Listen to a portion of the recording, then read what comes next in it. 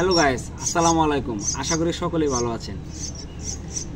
আমার যে কথার সাথে সাথে যে সাউন্ডটা শুনতে পাচ্ছেন, সেই সাউন্ডটা শুনে অবশ্যই বুঝতে পারতেছেন এটা কিসের বাচ্চা। এটা হচ্ছে একটা পাখির বাচ্চা। আর এই পাখির বাচ্চাটা কিসের সেটা আমি আপনাকে দেখাবো। পাখির বাচ্চা আপনারা যদি পালন করতে চান, অনেকেই কিন্তু পাখি পালন করতে চান। পাখি পালন করতে হলে কিন্তু আপনাদের অবশ্যই ছোটো বাচ্চা পালন করতে হবে। এখন এই ছোটো বাচ্চাটা কোথায় পাবেন আপনারা, সেই কথাটা আজকে আপনাদেরকে বলবো। আর আমি এই পাখির বাচ্চাটা কোথা থেকে সংগ্রহ করছি সেটাও বলবো। আমি দেখাচ্ছি।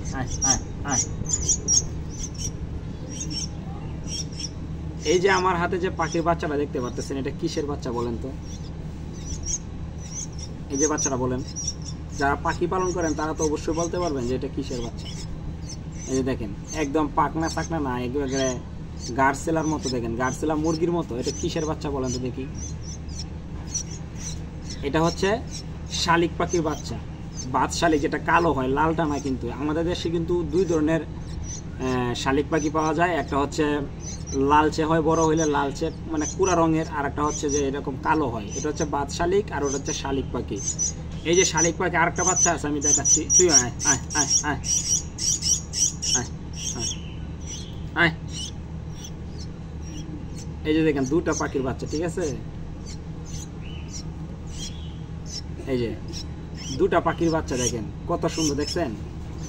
এই পাখির বাচ্চাগুলো আমি কোথা থেকে সংগ্রহ করছি? এই পাখির বাচ্চাগুলো আমি আমার গ্রামের বাড়ি থেকে নিয়ে আসছি। এবং এই গ্রামের বাড়ি থেকে গাছের মধ্যে যে বাসা বাঁধছিল গর্ত করে, সেখান থেকে নিয়ে আসছি। 4টা বাচ্চা ছিল, সেখান থেকে আমি 2টা বাচ্চা নিয়ে আসছি।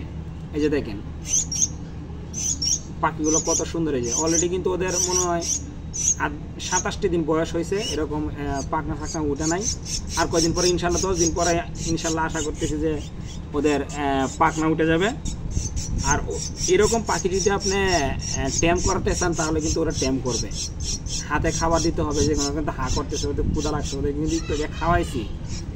এই পাখির বাচ্চাগুলোকে মানে লালন পালন করতে সুবিধা বেশি। ছোটোবেলা থেকে আপনি যদি পাখি পালন করেন, আপনাকে কিন্তু এই পাখিগুলো কিন্তু আপনাকে চিনবে। এবং হচ্ছে যে এই পাখিগুলা কিন্তু আপনারা যা কথা বলবেন সেই কথাগুলো কিন্তু বলবে। এই পাখিগুলোকে কি খাবার দিবেন সেটাও আমি বলবো আপনাদের। পাখিগুলোকে প্রথমত আপনারা, ওদের প্রধান খাবার হচ্ছে ঘাস ফড়িং। ঘাস ফড়িং তো আমি যেহেতু ঢাকা থাকি, আমি তো ঘাস ফড়িং পাই না। এই জন্য ওদেরকে আমি যে ফিট আছে, যে ফিটটা গুঁড়া করে তারপর আমি হচ্ছে ওদেরকে খাওয়াই। আমার ফেসবুক পেজের মধ্যে অনেকগুলো রিলস ভিডিও দেওয়া আছে যে কীভাবে পাখিকে খাওয়াই। সেই ভিডিওটা আপনারা দেখে আসবেন অবশ্যই।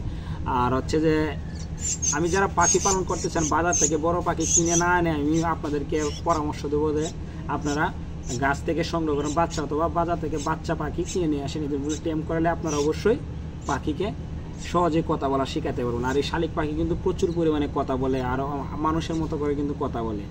কথাগুলো কিন্তু অসাধারণ লাগে, ঠিক আছে? আর পাখিগুলা দেখতে কেমন অবশ্যই কিন্তু কমেন্টে জানাবেন। ধন্যবাদ।